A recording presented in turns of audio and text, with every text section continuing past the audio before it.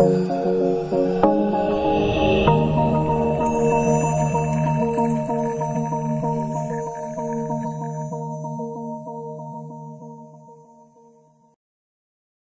ketemu lagi bersama saya di mata kuliah jaringan komputer.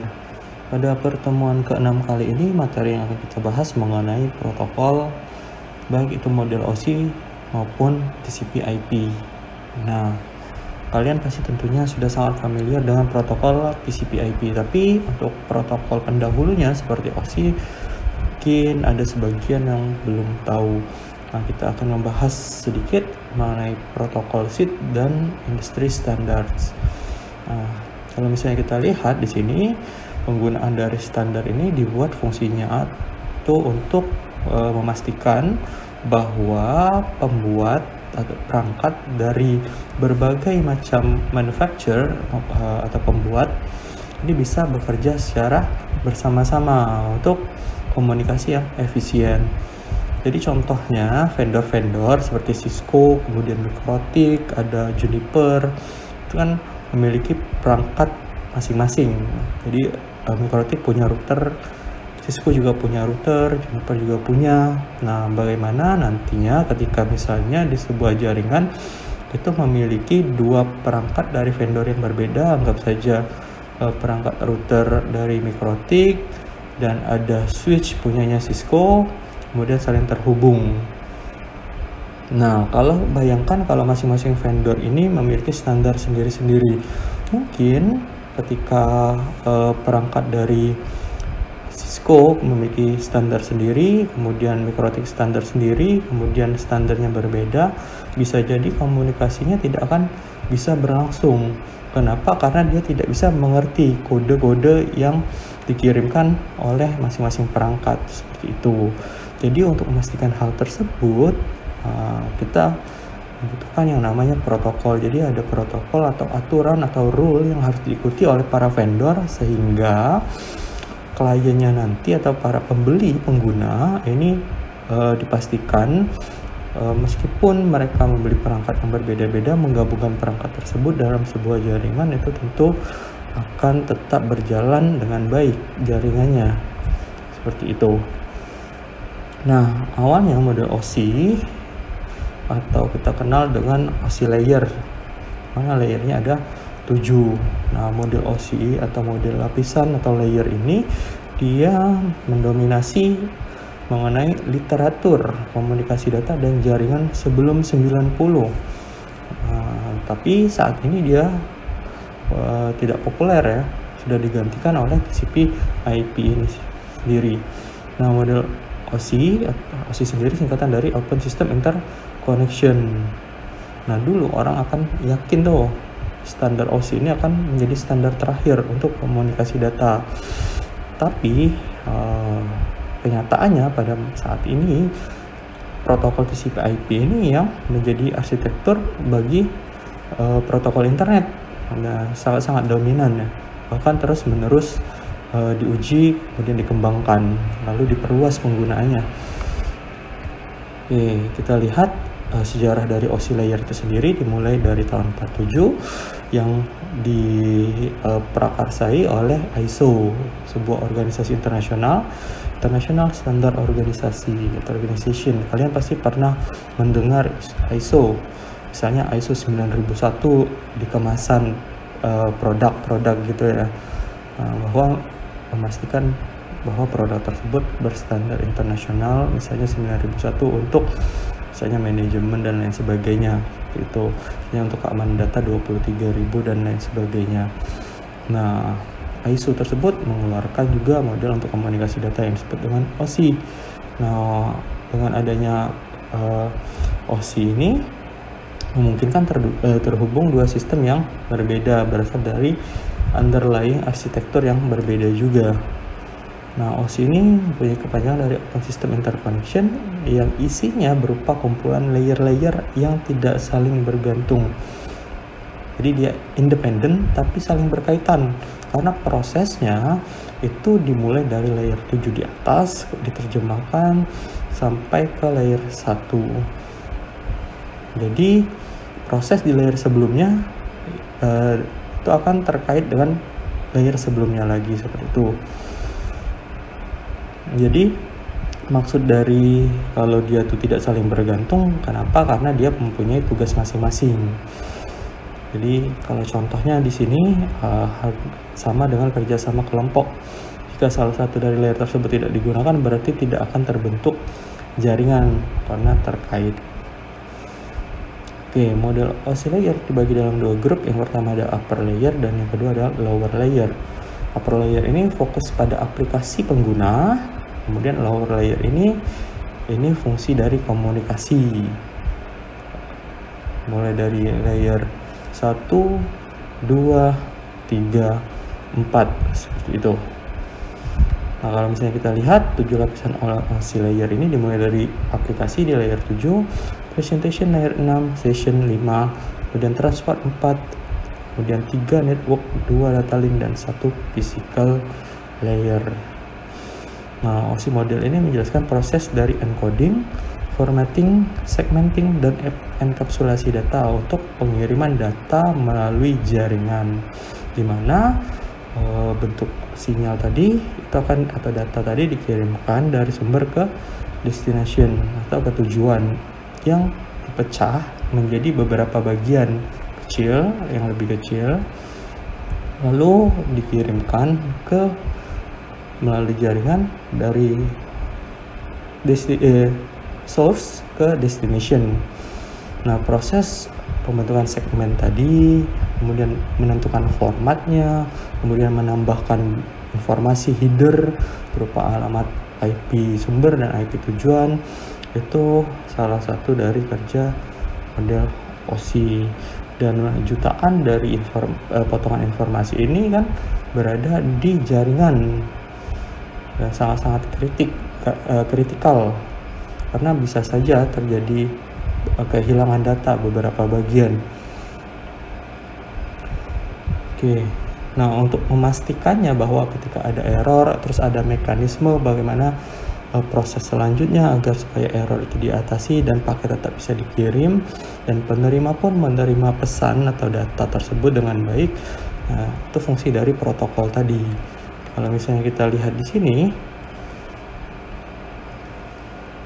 nah ini yang saling terkait tadi. Application layer itu isinya berupa data aplikasi, ya ada data, sampai pada transport ini nanti ditambahkan yang namanya header berupa TCP maupun UDP, tergantung protokolnya dia pakai apa, TCP atau UDP. Nah, dalam hal ini TCP-nya itu disebut dengan TCP segmen atau UDP-nya UDP paket. Kemudian dari transport turun lagi ke network layer, ditambahkan lagi informasi baru berupa IP header, di mana isi IP header ini merupakan IP datagram. Lalu turun lagi ke data link. Nah, sudah bentuk network frame, ditambahkan juga dengan frame header dan frame trailer. Nah, kesemuanya itu akan dibungkus, itu disebut dengan enkapsulasi data. Kemudian dari network frame tersebut nanti akan diterjemahkan ke dalam bentuk biner di bagian physical layer, seperti itu, physical network. Lalu kemudian setelah diterjemahkan ke dalam bentuk biner tadi itu akan dikirimkan melalui jaringan dalam bentuk sinyal 10101100 seperti itu. Nah, kalau misalnya kita lihat di sini cara kerjanya, kita akan mulai bahas dari layer 1, meskipun komunikasi itu pasti dari layer 7 karena aplikasi ya langsung terhubung dengan pengguna atau manusia. Physical layer ini merepresentasikan bit.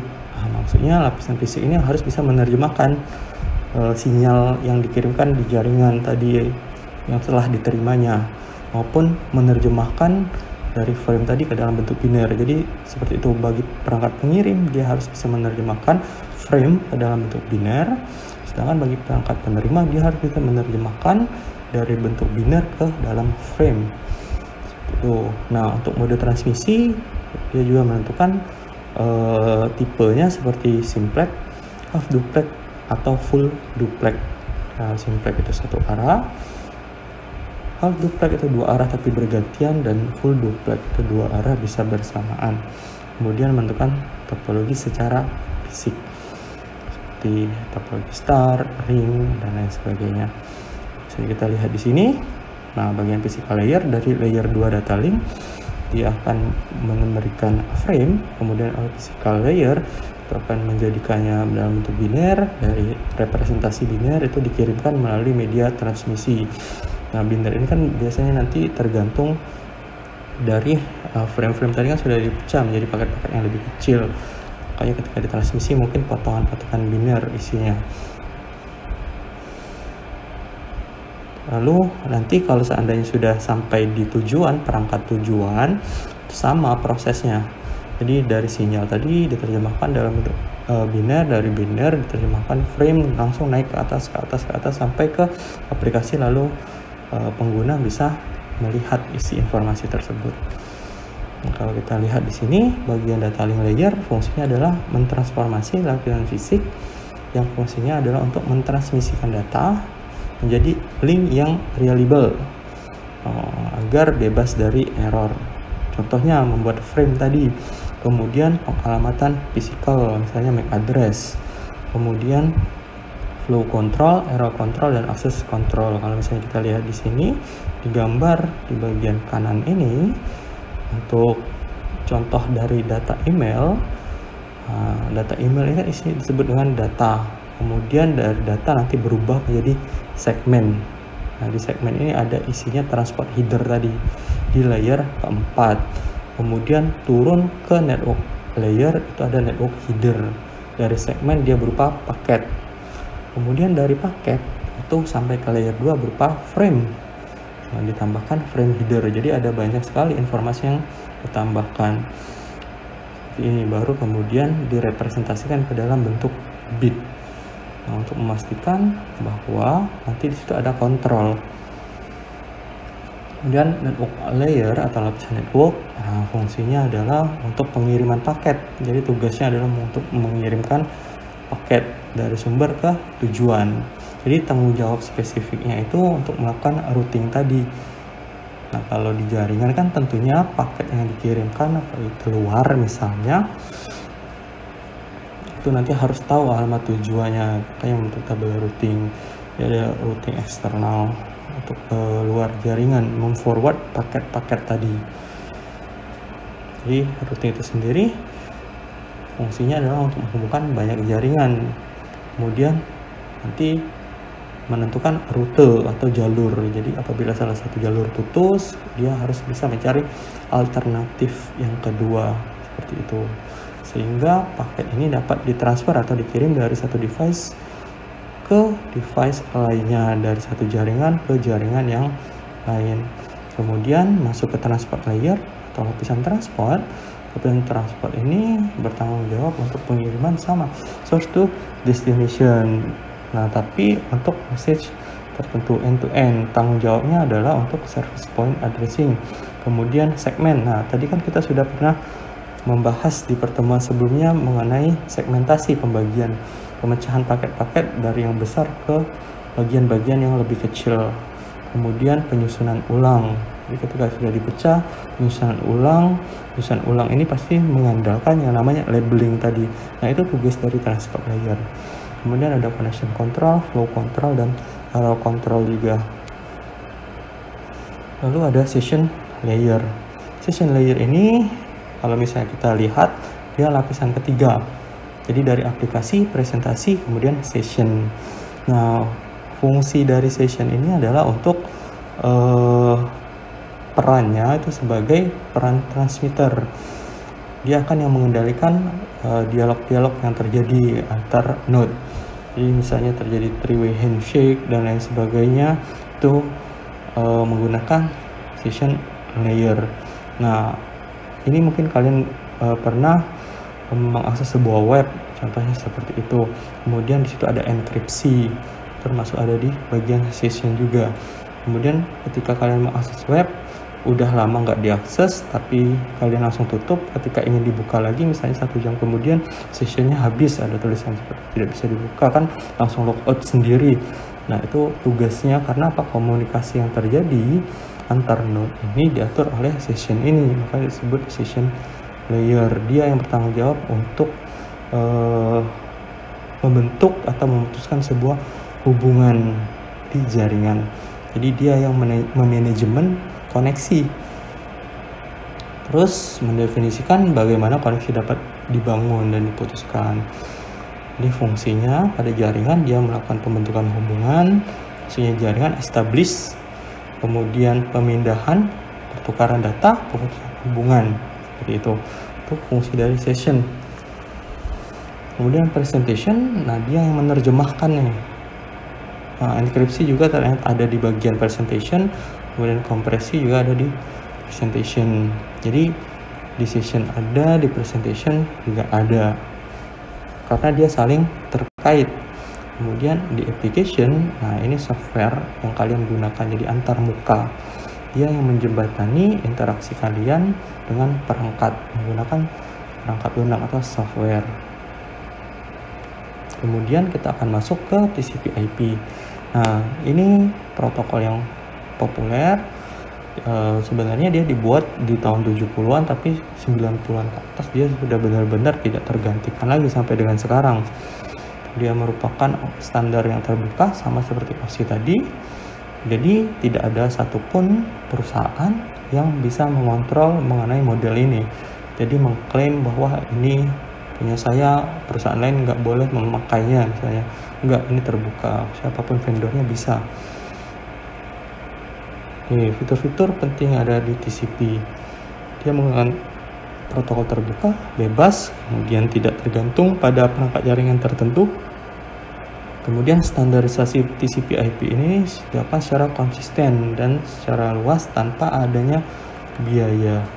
Kalau kita lihat perbedaannya di TCP/IP protokol ini, dia hanya ada memiliki 4 layer. Kenapa ada 4 layer? Karena fungsi-fungsi di layer lain yang ada di OSI itu sudah diakomodasi di layer keempat layer ini. Itu misalnya application presentation session itu sudah tugasnya itu ada di dalam layer application namanya. Kemudian ada layer transport, sama di sini juga ada transport. Kemudian internet juga ada di sini, layer untuk network di sana. Kalau di OSI tadi itu layer network, tapi kalau di sini namanya internet, yang fungsinya untuk melakukan routing tadi. Nah, kemudian data link dan physical layer itu disebut dengan network access.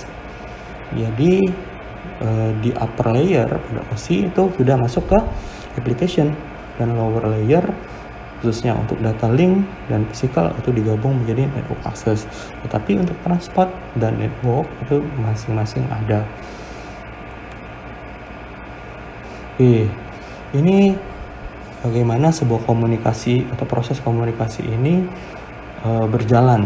Yang pertama adalah membuat data dari aplikasi layer dulu, di mana dia merupakan sumber awal dari perangkat and device misalnya laptop, perangkat pengguna.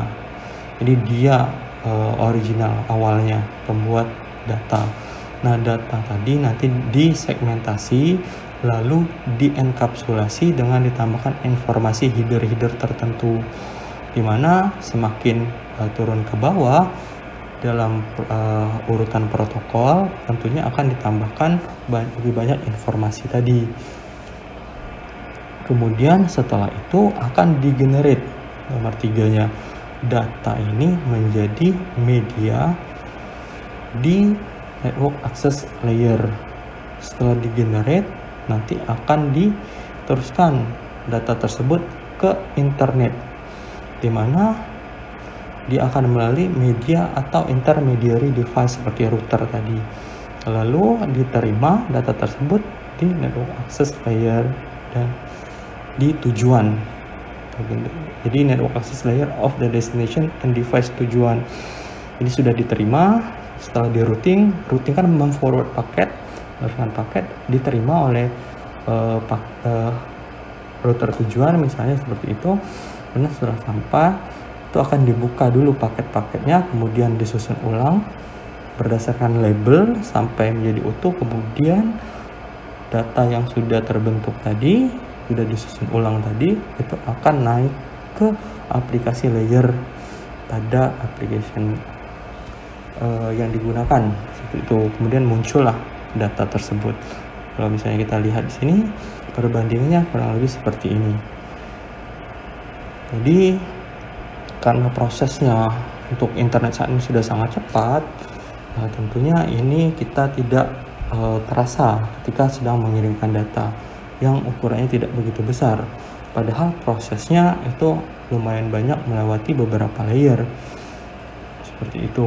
Jadi bukan berarti ketika kita mengirimkan data tiba-tiba langsung sampai ke tujuan. Tidak, ada prosesnya bagaimana data itu bisa sampai. Ada kontrol-kontrol seperti flow control, access control, error control, supaya data tersebut bisa sampai ke tujuan dari masing-masing layer di protokol yang digunakan. Nah, sampai di sini materi untuk pertemuan ke-6 cukup sampai di sini.